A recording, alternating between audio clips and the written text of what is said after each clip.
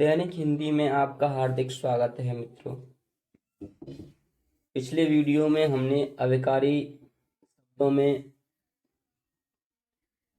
विस्मयादिबोधक अव्यय और उनके भेदों के बारे में बात की। आज की वीडियो में हम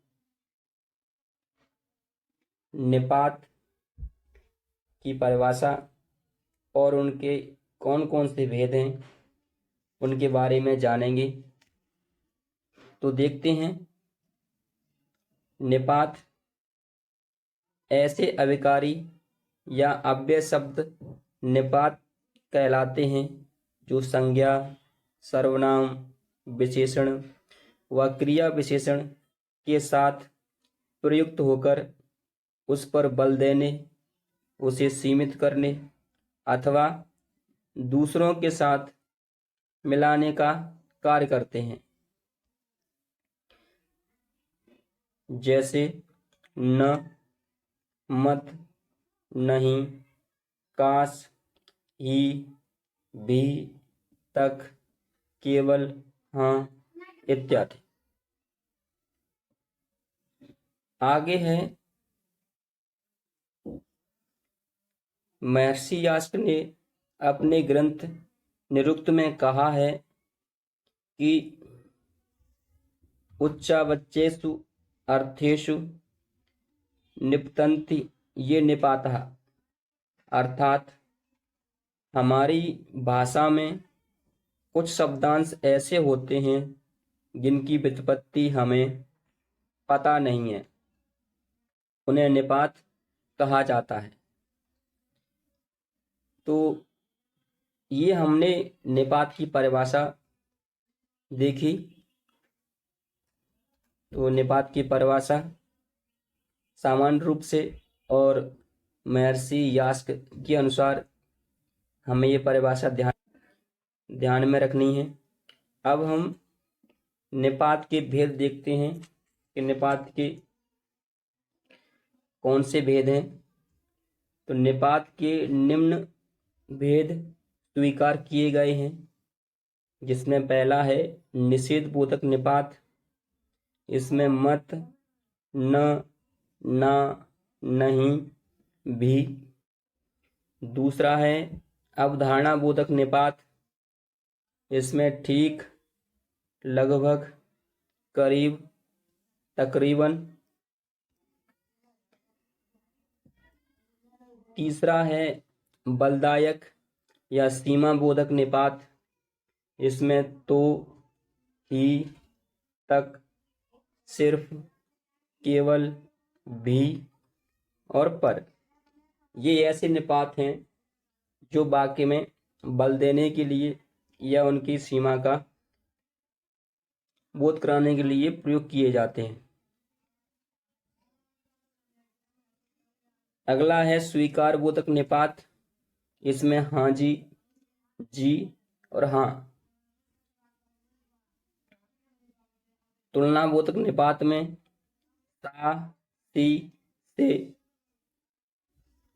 तो जिस वाक्य में सा, सी, से आए तो निपात तुलना बोधक होगा, लेकिन सा, सी और से का प्रयोग अलंकार में, उपमा अलंकार है उसमें भी किया जाता है, तो इसको ध्यान में रखेंगे।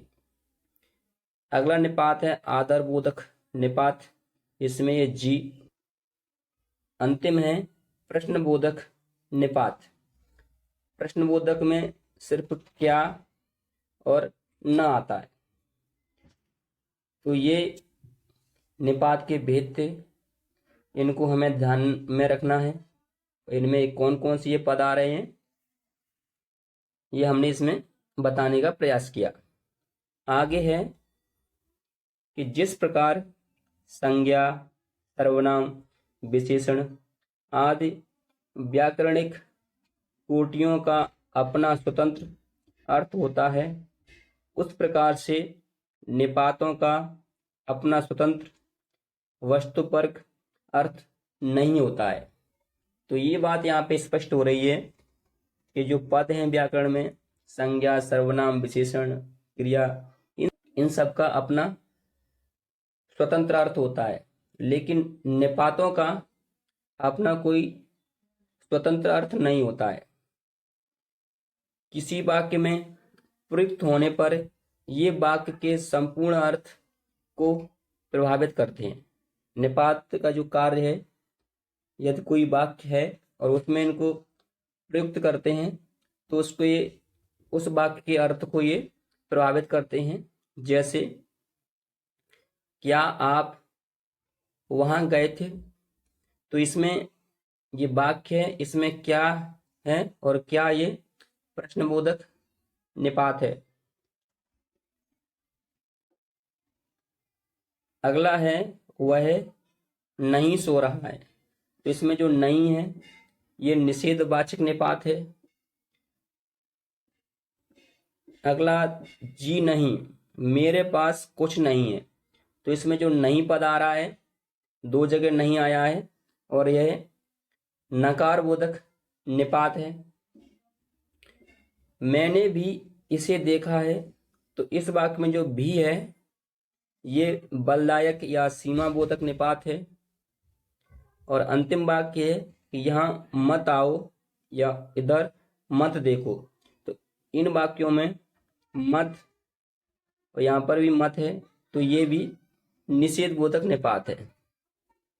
ये वाक्य हम निपात की दृष्टि से देख रहे थे, वैसे ये वाक्य हम वाक्य के आधार पर देखेंगे तो इसमें कोई वाक्य निषेध या प्रश्न वाचक है, लेकिन हमें इन वाक्यों में निपात बताना है, तो ध्यान रखना कि क्या प्रश्नवाचक भी है और निपात में पूछा है तो क्या प्रश्न बोधक निपात भी है, और ऐसे ही नहीं निषेध बोधक निपात है। तो इस तरह से हमने निपात की परिभाषा और उनके कौन कौन से भेद हैं उनको जानने का प्रयास किया। आपको हमारा ये वीडियो कैसा लगा ये हमें कमेंट में ज़रूर बताएं और ज़्यादा से ज़्यादा अपने मित्रों के साथ शेयर करें। अब हम आपको मिलते हैं एक और नए वीडियो के साथ, तब तक के लिए जय हिंद, वंदे मातरम।